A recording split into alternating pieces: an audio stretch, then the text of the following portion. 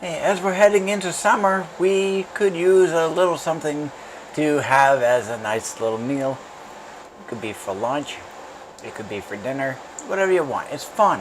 It's going to be summer.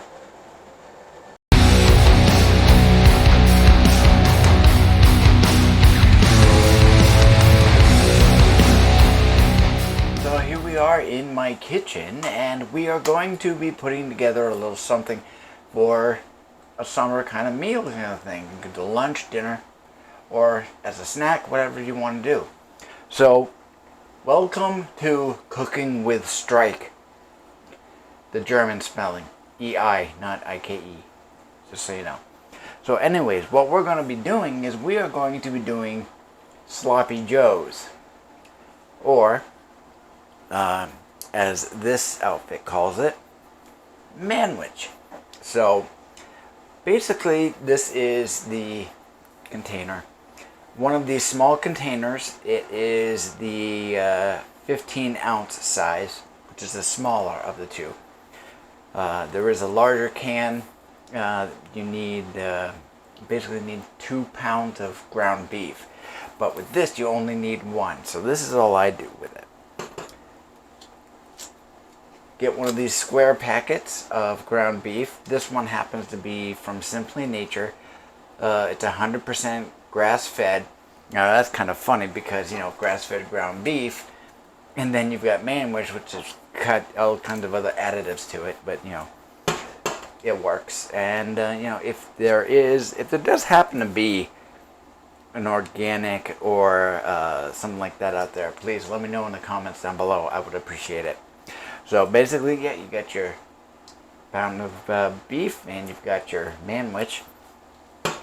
So from there, now I happen to like the barbecue kind of flavor. Now, manwich does have a barbecue flavoring out there, but it's got a zing to it that I'm not too crazy about. So I prefer to put in my own barbecue sauce in there, which happens to be currently it's Stubbs Sticky Sweet. So I've got this here, so I'll put a little bit of this in here as well.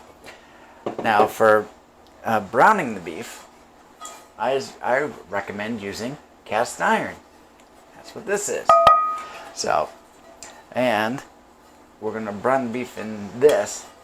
Being cast iron, stuff like that, you know, it's got iron in it, so, you know, and iron can leach out into the food because we need iron in our diets. Particularly folks that might be prone to anemia, anemic effects, stuff like that. And it's just general good health that way. So what we are going to do is we are going to brown up this meat. Okay, so I am all set up. Here's my pan. It's on the burner back there. I have this multi-size cover that we're going to use. I'm going to place it over it. So that'll help with the cooking a little bit. It helps keep the heat in so it just doesn't bleed off. Helps keep the heat in. And so here I've got my burger. It is all set. So I'm just going to put this burner onto medium. And then I'm going to, of course I don't want that burner. I want that burner, the back burner. I do that all the time. Okay, so that's there. That goes in the trash. We've got that heating up.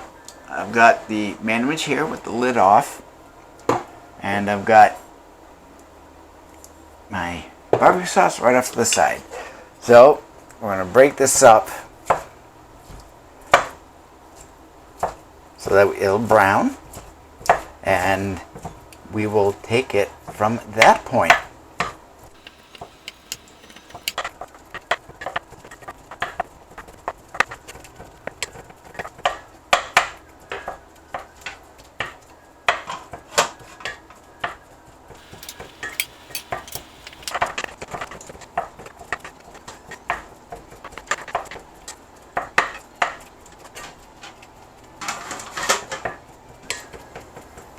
Okay, so let's check on this, see how it's coming along.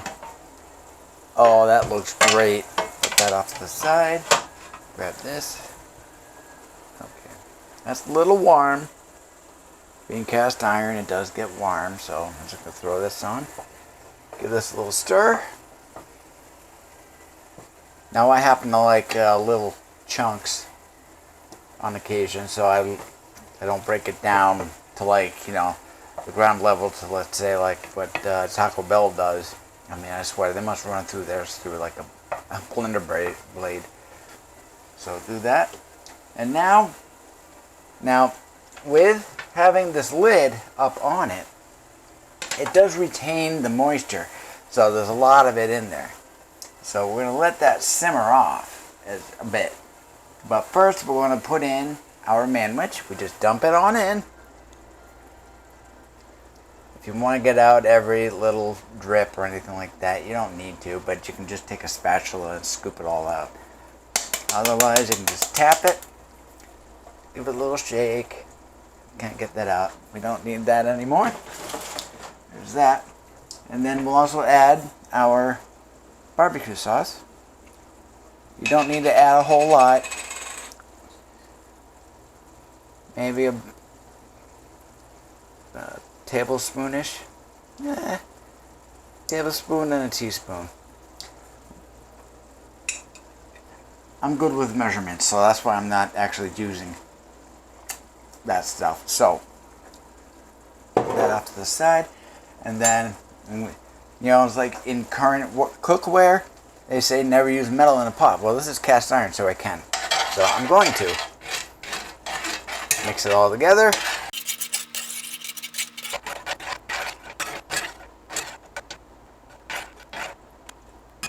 Now I'm going to let this simmer for a little bit, for a few minutes, like 5 minutes or so, but turn the heat down to only a simmer.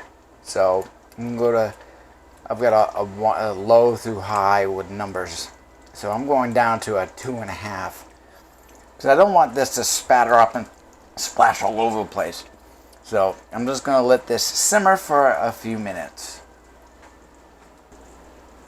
Okay, this has simmered, and so I'm going to remove it from the heat down here. I'm going to turn the burner off. I'm going to give it another little stir.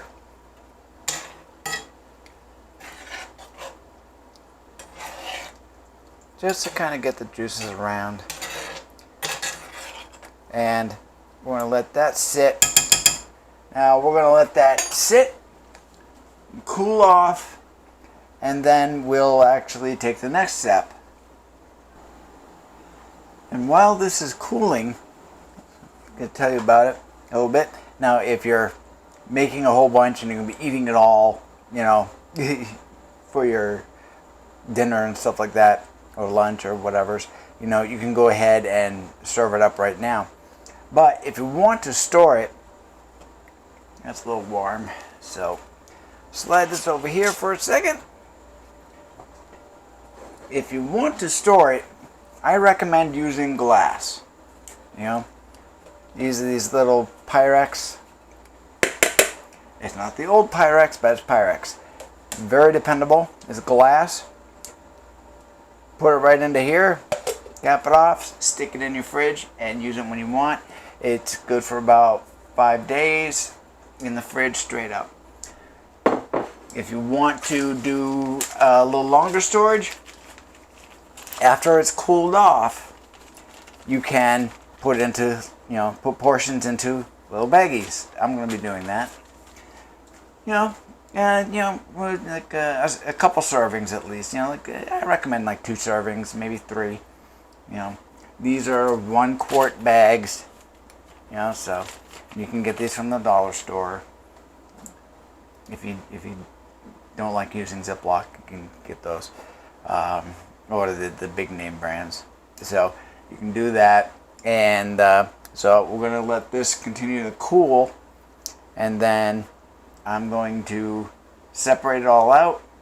And let's see, it's only 1:26. This is my dinner tonight. So we'll take that. I'll pause this for now, and then when I'm getting ready for dinner, I'll go over that part. Alright, so it's been about 25 minutes or so. So what I'm going to do is I'm going to go ahead and I'm going to move some of this from here into here so I can save it. I'm actually going to be using some of this tonight for my dinner. Let me just take a quick whiff here. Oh, that smells so good.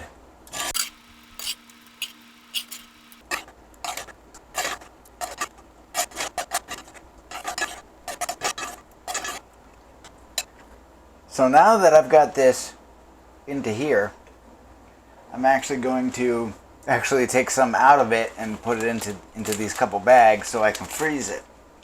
And then I'll just use what's left over for dinners over the next couple of days. And I can get this cleaned up. So recommended that, whenever you have cast iron, stuff like that, when you're done cooking with it, clean it out, clean it after dinner or something like that. Just don't let this stuff sit there and congeal on it and junk like that, because it gets more difficult to clean. You'd have to use, let's say, like a chainmail scrubber on it. So let's parse this out.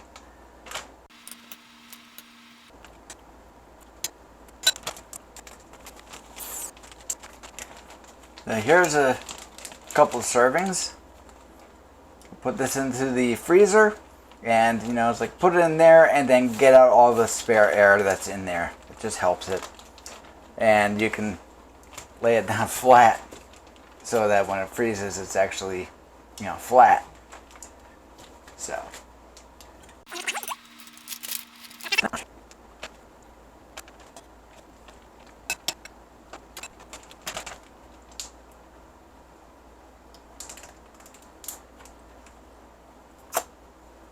yeah, made a little mess on it, and so I'll clean that up. And I didn't get the air out. I'll squeeze the air out, and then I've got what's left so that I can have my dinner tonight. I'll just stick this in the fridge so that it's in good shape, and then I can reheat it for dinner time. So, oh yeah.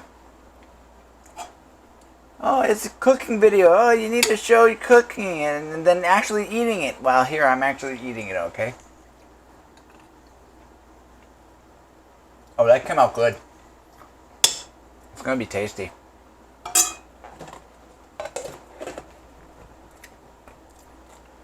And I'll be back when it's time to get ready for dinner. And I'm doing some of my cleanup here, and I got that all cleaned up for the most part. And I'm going to be putting some stuff back. One of them happens to be this cast iron griddle. This is great for pancakes. That goes into that corner. And when I have I've got the cast iron pan over there next to the sink. Clean that up, and that's going to go right back here. This thing is awesome. I've used it a few times, made pancakes on it, and they came out fantastic. And we've got a stainless steel tea kettle for some hot water. Make tea, of course, and also a lovely French press here for coffee. I'm not a coffee person. I don't like coffee. I don't like the aftertaste. But I love it as an ingredient and stuff. But I make killer coffee, and I can make a killer latte because I have a latte machine over there. So, okay, so when you clean these, little tip, when you clean these, you don't use soap. Don't use soap on cast iron. So what you want to do is you want to just rinse it out really well with scalding hot water. And what you can get is you can get one of these. This is chainmail. It's like a little chainmail pad. Use this for grinding down, getting loose all the cuckas that happen to bake onto the side as you're cooking, stuff like that. This cleans that up. And then This is stainless. These are stainless steel. So afterwards, when you're all done with it, you can use soap on this. Rinse it all out, hang it up, let it dry off, drip dry and stuff like that. But when you're cleaning the inside of this, of course, you know, just wipe it out with a paper towel. This one's all schmecked. Might be able to see that. See that dirt, stuff like that. And then when you're all done, what you want to do is you want to rub on some like vegetable oil. I'm using safflower, so because that's what I have immediately available that I can get at. So yeah, just take it, pour a little bit in the pot like you see here, and you just wipe it on over, and then it is good to go for the next time you want to use it. And there we are. Alright, so now it's time for dinner. A few hours have passed and I'm pretty hungry, so now let's set it up for eating. Okay, so I've got it all laid out here and how we're going to do it. I've got a plate here. I've got some garlic and onion potato chips. Just for the sake of texture, a little bit of onion and garlic flavor. It's pretty good. I've got the Manwich Sloppy Joe right here. And I've got my soft onion bulkies here. Because, you know, well, I'm French, so I like flavor. Not like the folks in the West, where I just want brown meat and lots of it. I like a little flavor, so I like to do that. And, you know, and I could just make it like a sandwich. And, you know, you could eat it like a sandwich and have it all spooge out of the sides. But I'm not going to do that. I'm going to do open face. So I'm just going to use one half of this. Save the rest for later. Help stretch out the buns a little bit. And what I'm going to do is, since I've frozen some of the Manwich mix, I'm going to freeze a couple of these so I can save those too. So I'll take a little bit of the mix, take a serving's worth, scoop it out onto it like so.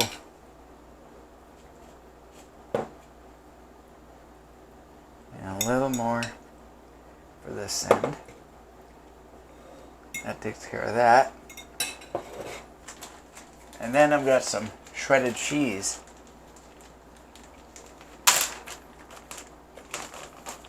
That I can sprinkle over the top.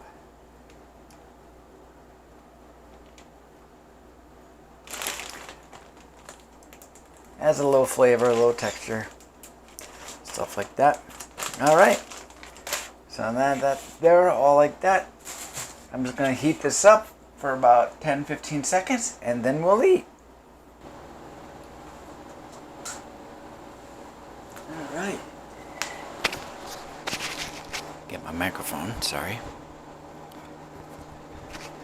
There we go. Alright, so got it all right here. Ready to go. So let's try a bite. See how this looks. Looks fantastic.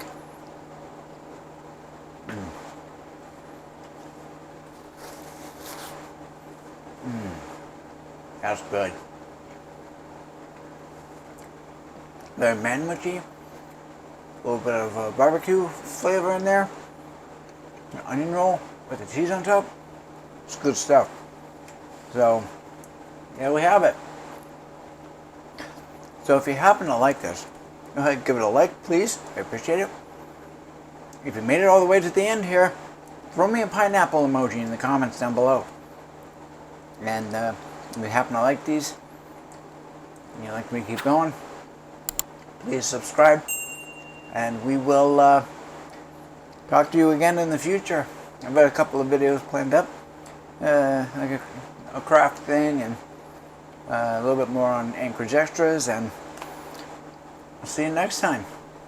In the meantime, I'm going to finish my dinner.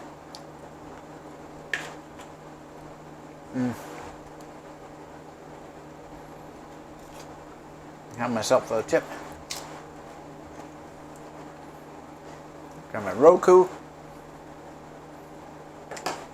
And I watch those Star Wars on my Kodi build on a Raspberry Pi. So, thanks again, Skál, and we'll talk to you later.